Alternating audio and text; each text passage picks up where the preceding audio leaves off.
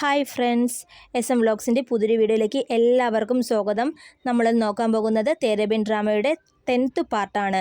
വീഡിയോയിലോട്ട് കടക്കുന്നതിന് മുമ്പേ നമ്മുടെ ചാനൽ ആദ്യമായിട്ടാണ് കാണുന്നതെങ്കിൽ ലൈക്ക് ചെയ്യാനും സബ്സ്ക്രൈബ് ചെയ്യാനും മറക്കരുത്. നമുക്ക് വീഡിയോയിലോട്ട് കടക്കാം. തുടർന്ന് കാണിക്കുന്നത് റൊഹേലിനെയാണ്. റൊഹേൽ മീരാബ് കോളേജിൽ വരാത്തത് കൊണ്ട് അവൻ അവളെ ഒരുപാട് മിസ് ചെയ്യുന്നുണ്ട്. അതുകൊണ്ട് തന്നെ അവർ രണ്ടുപേരുടെയും കോമൺ ഫ്രണ്ടിനെ വിളിച്ച് അവൾ എവിടെയാണ്, അവൾ എന്തുകൊണ്ടാണ് ഇപ്പോൾ കോളേജിൽ വരാത്തത് എന്നെല്ലാം അന്വേഷിക്കുന്നു. അപ്പോൾ അവൾ അറിഞ്ഞുകൂടാ എന്ന് പറയുമ്പോൾ എങ്കിൽ മീരാബിൻ്റെ വീട്ടിൽ പോയി അവളുടെ അച്ഛൻ്റെ അടുത്തും അമ്മയുടെ അടുത്തും മീരാബിനെക്കുറിച്ച് അന്വേഷിക്കാമെന്ന് അവൻ പറയുന്നു. അത് കേട്ടതും അവൾ പറയുന്നു, എങ്കിൽ വാ നമുക്ക് പോയി അന്വേഷിക്കാം. എന്നാൽ അവിടെ പോയതിനു ശേഷം വളരെ മാന്യമായിട്ട് മാത്രമേ അവരോട് സംസാരിക്കാവൂ, ഒന്നും എടുത്തു ചാടി അവരോട് സംസാരിക്കരുത് എന്ന് അവനെ മീരാബിൻ്റെ വീട്ടിലോട്ട് കൊണ്ടുപോകും. തുടർന്ന് മീരാബിൻ്റെ വീട്ടിലെത്തിയതിനു ശേഷം കൂട്ടുകാർ റൊഹേലിനെ മീരാബിൻ്റെ അച്ഛനും അമ്മയ്ക്കും പരിചയപ്പെടുത്തി കൊടുത്തതിനു ശേഷം റൊഹേൽ അച്ഛനോട് ചോദിക്കുന്നു, എവിടെയാണ് മീരാബ്? ഇത്രയും നാളായിട്ട് അവൾ എന്തുകൊണ്ടാണ് കോളേജിൽ വരാത്തത്? ഫോൺ വിളിച്ചാൽ പോലും എടുക്കുന്നില്ല, അവൾക്ക് എന്ത് പറ്റി എന്നെല്ലാം ചോദിക്കുന്നു. അപ്പോൾ അവളുടെ അച്ഛൻ അവളുടെ വിവാഹം കഴിഞ്ഞ കാര്യം റൊഹേലിനോട് പറയുന്നു. ഇത് കേട്ട് ഞെട്ടിയ അവൻ ഒരു ഞെട്ടലോടെ അവൻ്റെ അച്ഛനും അമ്മയോടും ചോദിക്കുന്നു, അതെങ്ങനെ അവൾക്ക് കല്യാണം കഴിക്കാൻ കഴിയും എന്ന്. ഇത് കേട്ട് മീരാബിൻ്റെ അച്ഛൻ ചോദിക്കുന്നു, അതിനെന്താ, അവളുടെ വിവാഹം കഴിഞ്ഞതിന് നിനക്കെന്താ? അവളുടെ മാതാപിതാക്കളായ ഞങ്ങൾ അവൾക്ക് വിവാഹം നടത്തിവെച്ചു, അതിനെന്താ കുഴപ്പമെന്ന് ചോദിക്കുന്നു. അപ്പോൾ റൊഹേൽ പറയുന്നു, ഞാനും മീരാബും വളരെ കാലമായി പ്രണയത്തിലായിരുന്നു. അപ്പോൾ എങ്ങനെയാണ് നിങ്ങൾ അവളുടെ കല്യാണം നടത്തിവെച്ചത്? എന്തായാലും അത് അവളുടെ അനുമതിയോടെ അല്ല നിങ്ങൾ ഇങ്ങനെ ചെയ്തത്, നിങ്ങൾ അവളോട് ചെയ്തത് വലിയ ചതിയാണ് എന്നെല്ലാം അച്ഛനോട് പറഞ്ഞ് ദേഷ്യപ്പെടുന്നു. എന്നാൽ റൊഹേൽ വളരെ കാലമായി മീരാബുമായി പ്രണയത്തിലായിരുന്നു എന്ന തരത്തിലാണ് അച്ഛനോട് സംസാരിക്കുന്നത്. എന്നാൽ ഇത് സത്യമല്ലാത്ത കാര്യമാണ്. തൻ്റെ മകളെക്കുറിച്ച് ഇതെല്ലാം പറഞ്ഞത് കേട്ട് ദേഷ്യം വന്ന അച്ഛൻ റൊഹേലിനെ പിടിച്ച് വീടിന് പുറത്താക്കുന്നു. വീടിന് പുറത്തു വന്നതിന് ശേഷം റൊഹേൽ അച്ഛനോടും അമ്മയോടും പറയുന്നു, എൻ്റെ സ്നേഹം സത്യമുള്ളതാണ്, അതുകൊണ്ട് തന്നെ അവൾ എവിടെയാണെങ്കിലും ഞാൻ അവിടെ ചെന്ന് കാണുമെന്ന് പറഞ്ഞ് അവൻ അവിടെ നിന്ന് പോകുന്നു. ഇതെല്ലാം കേട്ട അച്ഛന് വളരെയധികം വിഷമവും പേടിയും ആകുന്നു. തുടർന്ന് മീരാബിൻ്റെ അമ്മയോട് പറയുന്നു, ഇവൻ പറഞ്ഞതെല്ലാം സത്യമായിരിക്കുമോ? അവൾക്ക് നമ്മൾ കൊടുത്ത ഫ്രീഡം എല്ലാം അവൾ ദുരുപയോഗം ചെയ്തോ എന്നെല്ലാം. അപ്പോൾ അമ്മ പറയുന്നു, ഇല്ല, ആ ചെറുക്കൻ പറഞ്ഞതെല്ലാം നുണയാകാനേ സാധ്യതയുള്ളൂ. നമ്മൾ കൊടുത്ത ഫ്രീഡം നമ്മളുടെ മകൾ ഒരിക്കലും ദുരുപയോഗം ചെയ്യില്ല. കാരണം നമ്മൾ ഈ വിവാഹം ഉറപ്പിച്ചപ്പോൾ തന്നെ അവൾക്ക് ഈ കാരണം പറഞ്ഞ് വിവാഹത്തിൽ നിന്ന് ഒഴിയാമായിരുന്നു.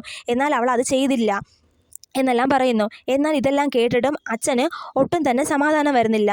അപ്പോൾ അച്ഛൻ പറയുന്നു, ഇതിൻ്റെ സത്യാവസ്ഥ എന്താണെന്ന് നേരിട്ട് മീരാബിനോട് തന്നെ ചെന്ന് അന്വേഷിക്കാം, നമുക്ക് അതുകൊണ്ട് എത്രയും വേഗം വില്ലേജിലോട്ട് പോകണമെന്ന് പറഞ്ഞ് അവർ വില്ലേജിലോട്ട് പോകുന്നു. തുടർന്ന് കാണിക്കുന്നത് മീരാബിനെയും മൊർത്തുസിമിനെയാണ്. മീരാബ് മൊർത്തുസിമിനോട് വന്ന് ചോദിക്കുന്നു, വെടിയേറ്റ ജോലിക്കാരന് ഇപ്പോൾ എങ്ങനെയുണ്ട് എന്ന്. അപ്പോൾ മൊർത്തുസിമ് പറയുന്നു, അയാൾക്കിപ്പോൾ കുഴപ്പമൊന്നുമില്ല, എന്നാൽ എൻ്റെ അവസ്ഥയാണ് വളരെയധികം മോശം. എന്തെന്നാൽ നീ ഈ ചെയ്തതിന് എനിക്ക് നിന്നോട് ഒരിക്കലും തന്നെ ക്ഷമിക്കാൻ കഴിയില്ല എന്ന് പറഞ്ഞ് വളരെയധികം ദേഷ്യത്തോടെ അവളോട് സംസാരിക്കുന്നു. എന്നിട്ട് മൊർത്തുസിമ് പറയുന്നു, നീ എന്നെ കൊല്ലണമെന്നാണ് ആഗ്രഹിച്ചത് എങ്കിൽ നേരിട്ട് നീ അത് എന്നോട് തന്നെ പറഞ്ഞു, ഞാൻ മരിക്കാം. അല്ലാതെ തോക്കിന്ന് ബുള്ളറ്റ് മാറ്റി വെക്കുന്നത് ഇങ്ങനെയൊന്നും ചെയ്യണ്ടായിരുന്നു. നീ അങ്ങനെ ചെയ്തത് കൊണ്ട് ഞാൻ കാരണം മറ്റൊരാളാണെന്ന് ആപത്തിലായിരിക്കുന്നത്. ഇപ്പോഴും മൊർത്തുസിമ് വിശ്വസിക്കുന്നത് മീരാബ് മൊർത്തുസിമിനെ കൊല്ലാൻ വേണ്ടിയാണ് ഇങ്ങനെ ചെയ്തത് എന്നാണ്. ഇതെല്ലാം കേട്ടാൽ മീരാബ് പറയുന്നു, അങ്ങനെയൊന്നും വിചാരിക്കല്ലേ, സത്യമായിട്ട് ഞാൻ നിന്നെ കൊല്ലണമെന്ന് വിചാരിച്ചിട്ടല്ല ഇങ്ങനെയൊക്കെ ചെയ്തത്, ഇങ്ങനെയൊക്കെ നടക്കുമെന്ന് വിചാരിച്ചില്ല, എന്നോട് ക്ഷമിക്കണമെന്നെല്ലാം പറഞ്ഞ് മൊർത്തുസിമിനോട് ക്ഷമ ചോദിക്കുന്നു. തുടർന്ന് കാണിക്കുന്നത് വില്ലേജിലെത്തിയ മീരാബിൻ്റെ അച്ഛനെയും അമ്മേനെയാണ്. അവരവിടെ വന്നതിന് ശേഷം മീരാബിനെയും മൊർത്തുസിമിനെയും അന്വേഷിക്കുന്നു. അപ്പോൾ മാവിക അവരോട് പറയുന്നു, നിങ്ങളുടെ മകൾ വന്നതിന് ശേഷം എൻ്റെ മകനെ എന്നിൽ നിന്നും അവൾ പിരിച്ചെടുത്തു എന്ന്. കാരണം അവർ വില്ലേജിൽ പോയതിന് ശേഷം ഒരു പ്രാവശ്യം പോലും എന്നെ വിളിച്ചിട്ടില്ല എന്ന് പരാതി പറയുന്നു. അതിനുശേഷം അവർ ഇപ്പോൾ എന്തിനാണ് വന്നത് എന്ന് മാവിക അന്വേഷിക്കുന്നു. അപ്പോൾ മീരാബിൻ്റെ അച്ഛനും അമ്മയും പറയുന്നു, മകളെ കണ്ടിട്ട് വളരെയധികം ദിവസമായല്ലോ, അവളെക്കുറിച്ച് സുഖമായിരിക്കുന്നു എന്ന് അന്വേഷിച്ചിട്ട് പോകാം എന്ന് കരുതിയാണ് വന്നതെന്ന് പറയുന്നു. എന്നാൽ ഇവർ വന്നത് ഇതിനല്ല, മറ്റെന്തോ കാര്യത്തിനാണ് വന്നത് എന്ന് മാവികത്തിന് തോന്നുന്നു. തുടർന്ന് അൻവറും വകാസും സംസാരിക്കുമ്പോൾ വകാസിൻ്റെ മുഖം കണ്ട് അൻവറിന് എന്തോ പ്രശ്നമുണ്ടെന്ന് മനസ്സിലാകുന്നു. എന്തായാലും പ്രശ്നം ഉണ്ടെങ്കിൽ തന്നെ അത് മീരാബിനെ സംബന്ധിച്ചതാണെന്നും അൻവർ മനസ്സിലാക്കുന്നു.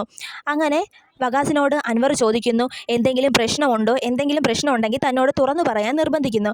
അപ്പോൾ വകാസ് റൊഹേലിൻ്റെ കാര്യം അൻവറിനോട് പറയുന്നു. തുടർന്ന് വകാസ് പറയുന്നു, തൻ്റെ മകൾ ഒരിക്കലും ഇങ്ങനെ ചെയ്യില്ല എന്ന് തന്നെയാണ് താൻ വിശ്വസിക്കുന്നത്. എന്നാൽ ആ ചെറുക്കൻ വീട്ടിൽ കയറി വന്ന് ഇത്ര കോൺഫിഡൻസോടെ പറയുമ്പോൾ എന്തു പറയണമെന്ന് അറിഞ്ഞുകൂടാ. താൻ തൻ്റെ മകൾക്ക് കൊടുത്ത സ്വാതന്ത്ര്യം അവൾ ദുരുപയോഗം ചെയ്തോ ഇല്ലയോ എന്ന് എനിക്ക് അറിയണം.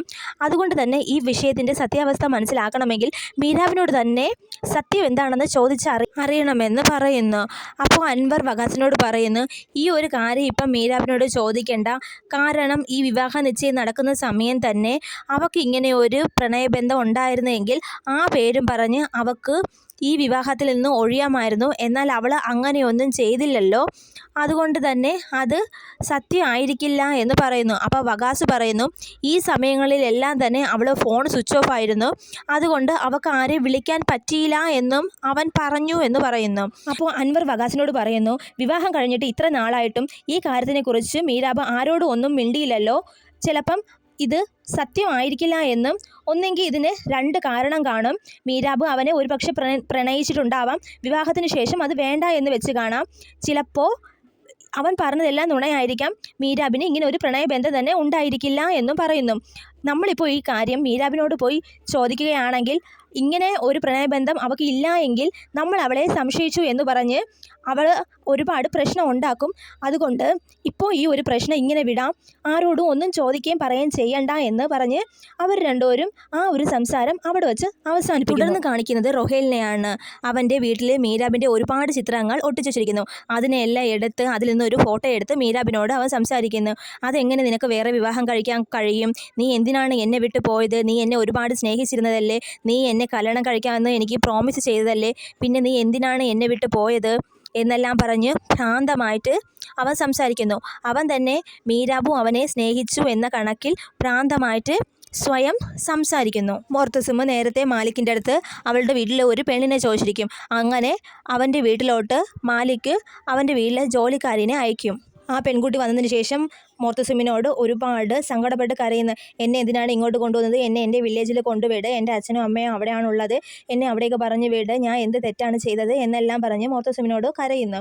അപ്പോൾ മൊർത്തസിമ് പറയുന്നു, നീ എന്തായാലും കുറച്ച് നാൾ ഇവിടെ നിന്നേ മതിയാവുകയുള്ളൂ, നിനക്കിവിടെ യാതൊരു ബുദ്ധിമുട്ടും ഉണ്ടായിരിക്കില്ല, എനിക്കിവിടെ സുരക്ഷിതമായിരിക്കും, കുറച്ച് നാളിന് ശേഷം ഞാൻ നിന്നെ എങ്ങോട്ട് വിടണമെന്ന് തീരുമാനിച്ച് നിൻ്റെ കാര്യത്തിൽ ഒരു സെറ്റിൽമെൻറ്റ് ചെയ്യാമെന്ന് പറയുന്നു. തുടർന്ന് അവിടെയുള്ള എന്തെങ്കിലും പണി ചെയ്യാനായിട്ട് അവളെ പറഞ്ഞു വിടുന്നു. ആ പെൺകുട്ടി വന്ന സമയം മുതലേ ഭയങ്കര കരച്ചിലായിരിക്കും. ഇതെല്ലാം തന്നെ മീരാബ് കാണുന്നുണ്ടായിരുന്നു. അവിടെ ഉണ്ടായിരുന്ന സെർവന്റിനോട് മീരാബ് വന്ന് ചോദിക്കുന്നു, ആരാണ് ഈ പെൺകുട്ടി വന്ന സമയം മുതൽ കരയാണല്ലോ, എന്താണ് വിഷയമെന്ന് ജോലിക്കാരിയോട് അന്വേഷിക്കുന്നു. എന്നാൽ അവർ പറയുന്നു, എനിക്കറിയില്ല ഇത് ആരാണെന്ന്, ഞാൻ ഒരുപാട് പ്രാവശ്യം ചോദിച്ചു, എന്തെങ്കിലും വാ തുറന്ന് പറഞ്ഞാലല്ലേ അറിയാവൂ എന്ന് പറയുന്നു. അങ്ങനെ മീരാബ് ആ പെൺകുട്ടിയോട് ചെന്ന് സംസാരിക്കുകയും എന്താണ് സംഭവിച്ചെന്നുള്ള കാര്യമെല്ലാം മീരാബ് ആ പെൺകുട്ടിയുടെ അടുത്ത് ചോദിച്ച് മനസ്സിലാക്കുകയും ചെയ്യുന്നു. ഇതെല്ലാം കേട്ടതിന് ശേഷം മീരാബ് മൊർത്തസിമിനോട് സംസാരിക്കാൻ പോകുന്നു. നീ ചെയ്തത് വളരെയധികം തെറ്റാണ്, അവർ എന്നെ അറസ്റ്റ് ചെയ്ത് വെച്ചത് കൊണ്ടാണ് നീ അവരുടെ വീട്ടിൽ നിന്നും ഒരു പെൺകുട്ടിയെ ഇങ്ങനെ ഇപ്പോൾ ചെയ്യുന്നത്, നീ ഇത് ചെയ്യുന്നത് ഒട്ടും ശരിയല്ല, ഇവിടെ വെച്ച് എന്തെങ്കിലും ആ പെൺകുട്ടിക്ക് ഒരു ഇൻജസ്റ്റിസ് നടന്നാൽ ഞാൻ ചുമ്മാ ഇരിക്കില്ല എന്നെല്ലാം പറയുന്നു. അപ്പോൾ ഇതെല്ലാം കേട്ട മൊർത്തസിമ് മീരാബിനോട് ചോദിക്കുന്നു, നീ എന്തിനാണ് ഇപ്പോൾ ഇത്രയും ദേഷ്യപ്പെടുന്നത്? നിൻ്റെ കോളേജിൽ നിന്നെ ഇതൊക്കെയാണോ പഠിപ്പിച്ചു തന്നത് എന്ന്. ഇത് കേട്ട മീരാബിന് വീണ്ടും ദേഷ്യം വരികയും, അതെ ഇതൊക്കെ തന്നെയാണ് എൻ്റെ കോളേജിൽ പഠിപ്പിച്ചു തന്നത്, നിന്നെപ്പോലെ ഇങ്ങനെ പെരുമാറുന്നവരുടെ മുമ്പിൽ എങ്ങനെ ജയിച്ചു നിൽക്കണമെന്ന് തന്നെയാണ് എന്നെ പഠിപ്പിച്ചത് എന്നെല്ലാം അവൾ പറയുന്നു. അവസാനം അവൾ അവനോട് ഒരു കാര്യം കൂടി പറയുന്നു, ഞാൻ നിന്നെ കൊല്ലാൻ വേണ്ടിയിട്ടല്ല ആ ബുള്ളറ്റ് എടുത്ത് മാറ്റിയത്, നീ ഒരു കൊലയാളി ആവാതിരിക്കാൻ വേണ്ടിയിട്ടാണ്, നീ വേണമെങ്കിൽ വിശ്വസിച്ചു എന്ന് പറയുന്നു. ഇത് കേട്ട മൊർത്തസിമ് പറയുന്നു, നീ കാരണം എൻ്റെ കൂടെ ഉള്ള ഒരാൾക്കാണ് അപകടം പറ്റിയത്, അപ്പോൾ അതിനെന്ത് മറുപടിയാണ് തരാനുള്ളതെന്ന് ചോദിക്കുന്നു. അപ്പോൾ മീരാവ് പറയുന്നു, ഇപ്പോൾ അയാൾക്ക് സുഖപ്പെട്ടല്ലോ, അയാൾക്കൊന്നും സംഭവിച്ചില്ലല്ലോ, അതുകൊണ്ട് തന്നെ ഈ റിവെഞ്ചിൻ്റെ ആവശ്യമില്ല എന്നും അവൾ പറയുന്നു. ഇതെല്ലാം പറഞ്ഞ് അകത്തോട്ട് പോകാനായിട്ട് ശ്രമിക്കുമ്പോൾ അവളുടെ കാല് വഴുതി സ്വിമ്മിംഗ് പൂളിലോട്ട് വീഴാനായിട്ട് പോകുന്നു. എന്നാൽ വീഴാതെ മൊർത്തസിമ് അവളെ പിടിക്കുന്നു. അതിനുശേഷം അവൻ പറയുന്നു, നീ ഇപ്പോൾ ഇത്ര ചൂടായി സംസാരിച്ചല്ലേ, അതുകൊണ്ട് ഇത്തിരി കൂളായിട്ട് വാ എന്ന് പറഞ്ഞ് അവൻ കൈവിടുന്നു. അവള് ഇവന് എന്തുമാത്രം അഹങ്കാരം ഉണ്ട് എന്ന് മനസ്സിൽ വിചാരിക്കുന്നുണ്ട്. തുടർന്ന് അവളെ സ്വിമ്മിംഗ് പൂളിൽ നിന്ന് കയറ്റാനായിട്ട് കൈത്താ, ഞാൻ നിന്നെ പിടിച്ച് കയറ്റി വിടാമെന്ന് പറഞ്ഞ് മൊർത്തസിമ് കൈ കൊടുക്കുന്നു. അപ്പോൾ നീ എന്നെ സ്വിമ്മിംഗ് പൂളിൽ തള്ളിയിട്ടതല്ലേ, ഞാൻ നിന്നെ വെറുതെ വിടൂല എന്ന് പറഞ്ഞ് അവൻ്റെ കൈ പിടിച്ച് വലിച്ച് അവനെ സ്വിമ്മിംഗ് പൂളിനകത്തോട്ട് തള്ളിയിടുന്നുണ്ട്. അപ്പോൾ ഇത്രയും കാണിച്ചുകൊണ്ടാണ് ഇന്നത്തെ എപ്പിസോഡ് ഇവിടെ അവസാനിക്കുന്നത്. തുടർന്നുള്ള എപ്പിസോഡുകൾ കാണാനായി ചാനൽ സബ്സ്ക്രൈബ് ചെയ്യുക. താങ്ക്